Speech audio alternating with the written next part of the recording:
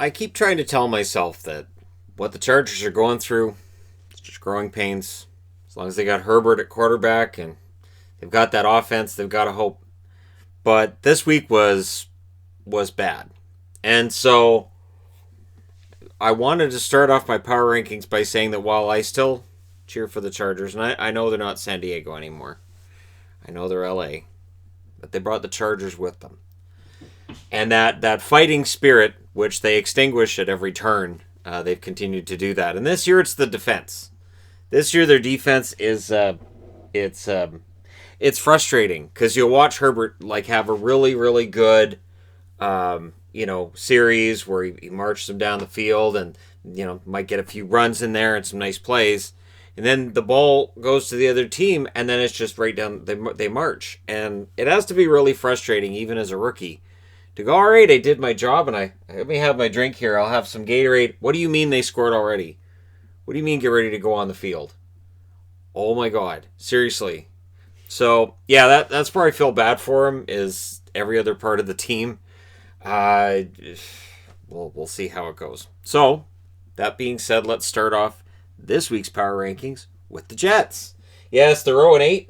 They are halfway to the dream of 0-16. This week they played against Kansas City and it ended up exactly how we thought it would. 35-9 was the win for Kansas City.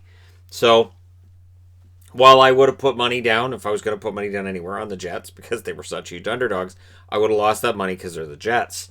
Now, this upcoming week, the 0-8 Jets are at home against New England. They have a chance in that game. They do. And that's the thing. I really think that what's going on with New England, and we'll talk about them in a second, I think that it's not hit bottom yet. Number 31. And they lost 23-9 against Philadelphia. They're 2-6, and that's Dallas. Dallas is at home against the Steelers this coming week. So I don't think Dallas is going to win another game this year, just from the way things have looked the last couple of weeks. It's gone from, well, they can't be that bad to, actually, they could be worse than that. So yeah, I have them at 31st, which means at 30th, moving up a whole one spot, are the Giants. Now, people are going to talk about Jones and the turnovers last night, that they lost against Tampa Bay and the turnovers led to 10 points, which is fair. But he's a young quarterback, he's still learning, and they're still the Giants. So they're currently 1-7. The interesting thing when you look at the Giants is they're in against Washington this week. And I think they should be able to beat Washington this week. If they play as well as they did against Tampa and they just avoid the dreaded turnover, they should be able to beat Washington, go to 2-7, and maybe stay in the hunt. Maybe. This division, it does look like there's one team that's starting to, at least show signs of maybe getting to 500 and above. So that would be decent, although they'd get killed in the playoffs. But at least having a team that's, 8-7-1 would be nice. Kind of telegraphing which team I think has a chance to go on a bit of a run. But I have the Giants at 30th. Number 29. They didn't play this week. They're 1-6. Next week they're at home against Houston. That's a barn burner. That's what that is. That's a good old-fashioned barn burner. Jacksonville Jaguars and the Houston Texans. Battle of the 1-6 teams. So really good that they both had a bye week this week and they get to rest up to go against each other. That could be a bit of a rough game, I guess. I guess for Jacksonville they have a shot at this one. They're at least at home. Does home field mean a whole lot without a lot of fans in attendance, or in a lot of cases no fans in attendance? I don't know that it necessarily does. Number 28, these guys are at home against the Giants this week. They're 2-5 overall. And this week, my Washington magnet is Morty, or Rick from Rick and Morty, a Wubba Lubba Dub Dub sticker. So that's, I'll go ahead and hold this up to the camera. See, there you go. So since it starts with a W, I thought, yeah, that works. That's the Washington sticker. They don't have a logo. It's just the letter W. This isn't baseball. Get it figured out. No letters just for your logos. Of course, Cleveland doesn't even have one. So, they don't need a logo. So yeah, I have Washington in 28th, and I would not be surprised if they were down in 30th this week and the Giants start moving up at least a little bit. Nobody that's up to here is going to get out of this bottom row by the end of the year, but maybe the Giants can make a little. Again, I think being close against Tampa, I think, yes, you can focus on how they lost the game, or you can say, hey, they were 1-6 going into the game. They're not making the playoffs. Anyways. Number 27, 1-6, having missed last week, and that's Houston. So, yeah, barn burner between Houston and Jacksonville, the battle for 27th on Shannon's power rankings. Yep, that should be a great game. Number 26, I don't have a whole lot to add to that. They had a bye week. Nothing happened for them, so see what happens. Number 26, and coming off of a loss 24-21 against Buffalo, they're now 2-5. And here's the thing. So now they're in against the New York Jets. This is the first time ever that the Patriots have been this low on a power rankings. I'm going to say anywhere. And the thing with this is now people are saying, well, this proves that Brady's better than Belichick. No, it doesn't. It shows that Cam Newton is not Tom Brady. I'm not going to say that, you give Belichick all the credit for wins and you don't blame him after losses. I'm not saying that. I'm saying that Cam Newton, we knew before he went to New England that he was not the Cam Newton he'd been before. But I think maybe because he was going to New England, he was playing for Belichick, and because he got off to a pretty decent start, we'd expected, okay, so they'll turn him around. And now reality struck, and the New England Patriots just they're not that great this year, and it looks like Belichick's coaching a team that's very likely to miss the playoffs, and that's weird. So. Again, this week they're in against the New York Jets. Look out for that one. Don't be too surprised if the Jets get their win this season against the Patriots. It just feels like everything's falling apart for New England. Number 25. I kind of called this one. I'm not going to say that I 100% did. But Minnesota against Green Bay. Minnesota does tend to get up for those games. And they beat Green Bay 28-22. And now they're at home against Detroit this coming week. Minnesota absolutely can go to 3-5, and they can start maybe looking at salvaging their season and ending up 8-8. It's possible. I don't see them making the playoffs, obviously, but it's possible they can salvage the season, end up 500, and try to figure out how things got out of control for them early in the season and left them down in this spot rather than where they belong, which is probably around the middle of the league. But against Detroit, that's a winnable game, and we'll see whether or not they're able to get that done. Number 24, moving out of the bottom row with a win this week, 25-17 over Carolina. This coming week, they are at home against Denver. And that's the Falcons. And you know what? I'm going to say right now, Denver-Atlanta, that's going to be a really good game. Two teams that I think are playing better than their record. And Atlanta, we'll see if they can keep it up. It's really a matter of the defense holding up. And if Denver, again, goes against a team whose defense isn't holding up, well, that'll pad out your numbers a little bit. Number 23, and coming off of that 30-31 loss, and they're at home against Vegas this week, and that's the Chargers, 23rd, and they're currently 2-5. They should have been 3-4, but should have is not good enough. So that loss for them, they dropped down on the power rankings from where they were last week. And honestly, if they lose against Las Vegas, which I'm expecting, they'll end up in the bottom row again, because they're the Chargers. So they're the Chargers. I am a fan of misery, apparently. This is what I do. Number 22, coming off of a loss, 41-21 against the the Colts. And now they're going into Minnesota this week, and that is the 3-4 Detroit Lions. They passed the Chargers because they passed the Chargers. Indianapolis is also a better team than Denver. And Detroit 3-4. We'll see whether or not they can go in against Minnesota. This should be a very good division rival game. Of course, if Minnesota wins that game, they then would have the same record as Detroit, and that means that they're moving up a little bit in the division. Not an easy task here, but for Detroit, we'll see whether or not they can move up past the number 22 spot. Number 21, after that win over the LA Chargers, and this coming week, They're in Atlanta, and that's the Broncos. The Broncos are 3-4. So if they had lost that game against the Chargers and dropped to 2-5, we might be throwing dirt on their season and going, well, that's the end of that. But at 3-4, it's possible. It's not probable, but it's possible that Denver ends up going on a little bit of a run here and gets themselves into a wild card spot.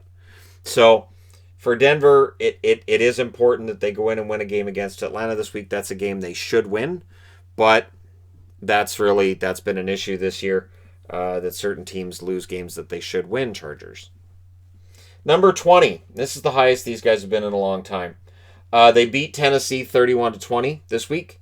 Believe they have next week off, and that's the Bengals. Now the Bengals are 2-5-1, and I would totally understand people saying the Bengals are too high on the board, but the Bengals are playing well, and Joe Burrow is playing well, and I think the Bengals are one of those teams that flying under the radar could sting a team. I mean, they beat Tennessee this week. I think they're flirting with respectability. It's hard to say because I cheer for the Bengals as well. Look at 20-23. Anyways, so I have the Bengals at number 20. There are people who are going to say I have the Bengals too high, which is fine, but I do think that they're on the upswing. So, but I think the Chargers quarterbacking and offense is on the upswing. Just a shame about the defense. Number 19, after a loss against Atlanta 25-17, they are now going into Kansas City. So that's fun. If you're a fan of the Panthers, this is not a good thing. They were 3-4 going into that game against Atlanta. They lose that. They go to 3-5, and now they're going to Kansas City, so they're likely going to drop to 3-6. So Cam Newton's former team not having much better luck than Cam Newton's current team, and in the case of the Panthers, we're already up to kind of better luck next year. So we'll see what happens with the Panthers from here, but yeah, it's pretty much done for them. Number 18, and it should be done for these guys. They won 23-9 this week over Dallas. This coming week, do they have the week off? It certainly looks like they do, and that is the Philadelphia Eagles. The Eagles are, again, when you're beating teams in the NFL East, or NFC East, I should say, you're beating teams you should, but at least they won the game, and at least the game that they played against Dallas, it wasn't close. So the Eagles are getting better, I guess. Again, they're 3-4-1. They're likely to win their division, and we can discuss the strength and weakness of that division at a later date. But at least they're winning the games that they're supposed to, right? So that's the key thing. They're winning the games they're supposed to. Number 17, pulling off a huge win this week to go to 4-3, and beating the Rams 28-17. Is huge, and now they're going into Arizona. So I like what the Dolphins are doing. I've moved the Dolphins up, and they're right on the verge of this row. I didn't bump them ahead of the Rams. I thought about it. I thought, no, I don't want to overreact to that loss for the Rams. Maybe it's a bad week. So I'm not going to overreact to the loss for the Rams. I'm still going to have them in the top 2 rows. But if Miami goes in and plays against Arizona and holds them to 3 points, stays within 3 points of them, or beats them outright, then yeah, Miami is for real. This to me is the big test. Is that second week, so they get the upset win over the Rams, and now if they can go in and at least stay close with Arizona, it tells me they're for real. And Miami is a dark horse this year. Who saw that coming? Hands up if you thought Miami was going to finish ahead of New England this year. Really? All you people? I hope you're telling me the truth. I don't like to be lied to. Number 16. With a rough loss this week against Seattle, 37-27, they dropped back to 500. Now they're at home to Green Bay this week, and that's San Francisco. I do, yes, and I understand that that's just letters, and this is a letter, and I was kidding earlier about the whole letter thing, so it's fine. But yeah, San Francisco, I still think a decent enough team. They lose against Seattle. I think Seattle's one of the better teams in football. Now they're against Green Bay. This is a tough stretch. This is a big test for San Francisco. And so at 4-4, I have them in the top 2 rows. If they play poorly against Green Bay, I'll have to revisit it and probably drop them down to about 18th on the board. I don't see them dropping any further than 18th. I'll put it this way. I don't see Cincinnati getting any higher than 20th. So while I'm talking up Cincinnati, I don't see them getting any higher than this. Number 15, and coming off of the loss against the Miami Dolphins. And this coming week, are they off? Looks like they are off, and that's the Rams. The Rams are, at this point, 5-3. So I don't want to overreact to that loss because they're still on pace halfway through the season to finish 10-6. That's a good record. So if they end up being 10-6, I can't justify not having them in the top two rows. But, the loss they took this week, that's tough. And we'll see whether or not that's a sign of things to come. But for the Rams this week, I have them in the top two rows for this week. Number 14, they are now 5-2 after the 41-21 win over Detroit. And this coming week, they're at home against Baltimore. So if you are a believer in the Indianapolis Colts and Phillip Rivers, and I believe in Phillip Rivers, I do, then this game against Baltimore is potentially huge. They're 5-2, and they can get a lot of respectability very quickly if they can beat Baltimore. If they can stay close. When I'm trying to figure out power rankings for this, a lot of the time it's, well, how did they look? And was there one play that might have turned the game the other way? And in Indianapolis' case, if they can get close against Baltimore, that's fantastic. This is a team that has gone through their shares of ups and downs, and it would be kind of nice to see something nice happen for the Colts this year. Number 13, and dropping. They're dropping. They lost to Vegas 16-6 this week. And next week they are... I don't think I have them playing either. I wrote down all the games for next week. Yeah, I don't see Cleveland on there. So Cleveland's 5-3. So 10-6 if you figure it out ahead of time, and they should go 10-6. But it feels like the wheels are falling off for Cincinnati, and this is not new really. I mean, Cleveland, for wheels are always falling off for Cincinnati. Cleveland, we've kind of been here, not at this level. I mean, Cleveland got off to the best start they've been off to in forever, but the idea of them fading, that would add up. That would make a lot of sense. So I'm hoping Cleveland doesn't. I'd like to see the Browns legit make the playoffs. With, of course, playoff expansion in the works and everything. It looks like all sports this year, with 2020 being what it is, they may all expand their playoffs. But, I want to see Cleveland legit in the playoffs. That would be nice to see. And ahead of them at number 12, basically because they beat Cleveland 16-6, is the Vegas Raiders. The Vegas Raiders go to 4-3 with that. And, what's interesting with the Raiders, and we'll see with them against the Chargers this week, it's trying to have those back-to-back good weeks. So if they can go in and do to the Chargers what the Chargers usually do to themselves, then the Raiders are legit. If the Raiders fall back, if they have trouble with the, I almost said San Diego, if they have trouble with the Chargers, then the Raiders likely end up down maybe about to 15th. But I thought, well, put them ahead of Cleveland. They held Cleveland to 6 points. So that in and of itself is impressive. I just want to see back-to-back games like that by the Raiders. Number 11, and they lost this week 26-23. They're now 5-3. And they're in against Tennessee this week. So for Chicago, for the Bears, and yes, that's just a letter too. For Chicago going in against the Tennessee Titans, the Bears need to stop them. They do. And for Tennessee, if they get down against Chicago early, that could be tough, because it feels like Tennessee is, as good as things have been for them for most of this season, that loss this past weekend has to kind of bother them at least a little. And Chicago has to take advantage. Chicago has to now take the loss against New Orleans and say, you know what, we only lost to New Orleans by 3. It was in overtime. It was a good game. We played well. We just have to go out and play that way against Tennessee, and we should win the game. So it's a matter of not getting frustrated, looking at the record, looking at the standings, and saying, hey, we are still in this. We're still a really good team, and we took them to overtime. Number 10, and they won this week, 24-21. They go to 6-2, and this coming week, they're at home against Seattle, and that's Buffalo. So for the Bills will absolutely end up in the top row if they beat Seattle. If Seattle has a really hard time with the Bills, that bodes well for them as well. But again, it's nice to see the Bills beat a team that I mean, is New England still a good team to be beating? Like, I mean, it's one thing for them to beat the Jets and for the game not to look that great for them, but now they beat a New England team that clearly is in decline. So we will see with Buffalo whether or not they have what it takes. The Seattle game's a huge prove-it game for a Buffalo team that really needs to get in the playoffs and win a game in the playoffs. Number 9, after the loss against Cincinnati of 31-20, and now they are at home against Chicago, the Tennessee Titans.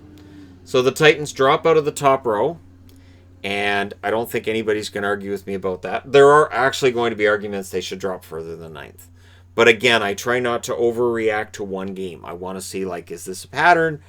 Oh, it's a pattern. Okay, so I'm going to try not to overreact to the one game with the Bengals, giving the Bengals more credit than blame against Tennessee. But they do drop out of the top row, and there's some work to be done if you're the Tennessee Titans. And that's a letter. Number 8. They didn't play this week. They are 5-2 though, and this coming week they are at home against Miami, and that's the Cardinals. So a couple weeks ago there was some complaints that the Cardinals weren't getting enough love from my power rankings. Now they're in the top row. They're in the top row. Tennessee takes a bit of a dive there, and the Cardinals get the chance to jump into the top row. And depending on what happens this week with Miami, they may prove that they belong there and they're going to stay there. It's a tough division. A very, very tough division. So the Cardinals at number 8, and they'll get a chance to show themselves once again. And yeah, it's been a good year for them so far, which is unusual for Arizona. Number 7, winning in overtime 26-23 over Chicago, and now they're going into Tampa Bay, and that should be the game of the week. The Saints and the Buccaneers should be the game of the week. Absolutely. The Saints are pretty solid overall. They do survive that scare against Chicago, and now they move on to Tampa Bay. That should be very interesting. At number 6, after losing 28-22 against the Minnesota Vikings, now they're going to be playing against San Francisco, and that's Green Bay. Again, that's a letter. It's a letter for their logo. I don't want to overreact to that one game. I don't want to overreact to the fact they lost to a division foe, to a rival that they've lost to before. And so I'm not going to overreact to what happened with Green Bay this week. But I still have them at 6. We'll see what happens between them and San Francisco. If San Francisco beats them, they likely drop down as low as 8th. I don't think they drop out of the top row unless something dramatic happens this week. But again, they are still 5-2. After that game against Green Bay, it might be easy to forget they're 5-2. But they're 5-2. Number 5, and with the win last night, they go to 6-2. 25-23. Wasn't pretty, but now they're at home against New Orleans, and they are 6-2. So for Tampa, the people who were saying, maybe they win a Super Bowl with Tom Brady a few weeks ago might have been a little bit nervous about that prediction. Now they might feel a little bit better. And again, it wasn't necessarily the prettiest win over a Giants team that's been fodder for the league for most of the year, but they did get it done. They did get the win, and so this week against New Orleans, that should be the best. That should be the game of the week. Absolutely. Seattle is number 4 after beating the San Francisco 49ers. And now they're in against Buffalo. Seattle is tough. So coming into this week, everybody was talking about 2 things. How good is Russell Wilson? And how crap is their defense? And those were the 2 things that were together. And this week, the defense held up a lot better. The defense played a lot better. So to me, the Seahawks belong at 4, although I will admit their defense is problematic.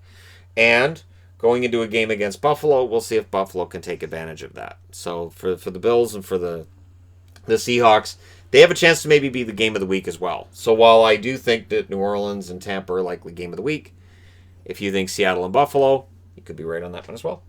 Number 3, following their loss this week against Pittsburgh, 28-24. Now they're going into Indianapolis, and that's the Ravens. The Ravens, honestly, I think are one of the better teams in the league, and I think they fell behind Pittsburgh, and then they didn't quite have enough time to catch up and maybe win that game. I think that was a fantastic matchup that showed just how good Pittsburgh and Baltimore are, and how evenly matched they really are when you get down to it. But Baltimore just didn't quite have enough time to catch up. And so I have them at number 3. I'm not going to drop them further down than that. We'll see what happens this week. If they struggle against Indianapolis, that'll end up knocking them down. But I still like Baltimore. Baltimore has always scared me as a playoff team, especially. Number 2, after that win over Baltimore, and now they're going into Dallas, and that's the Steelers. The Steelers are 7-0, right? So I know Steelers fans are going to say, "Wait, we haven't lost a game yet. How are we not number 1?" So I'm gonna put this up here. Patrick Mahomes and the Chiefs, I have at number 1.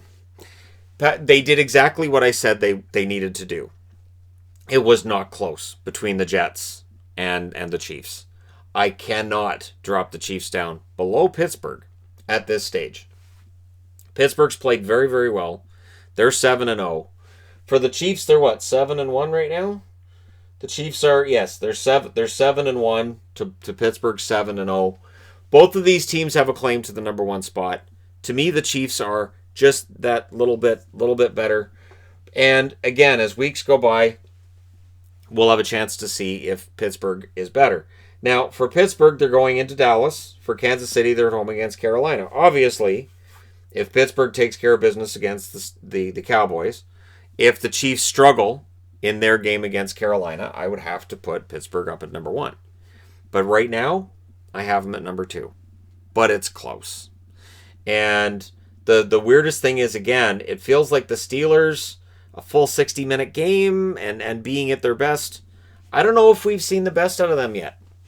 And it is quite possible that we're looking at a Steelers team that wins the Super Bowl in February. But I'll be here to report on it when that happens, if that happens, and all that other wonderful stuff. Let me know what you guys think in the comment section below, as always. And it's power rankings. People always will. So yeah, and any pity that people want to throw my way for being a Chargers fan, now's as good a time as any. The Chargers and the Bengals, I have said at separate times that I'm done. I'm not going to cheer for them anymore. I'm done. I've had various reasons for that. But I always end up, they're my teams. I always end up going back to them. And then they punish me for it. So that's the fun part, is when they punish me for it. But again, I can only blame myself. Thank you guys so much for watching. For all your support, hit like and subscribe. If you're browsing your way through, just tap it upon this video. I will talk to you again soon.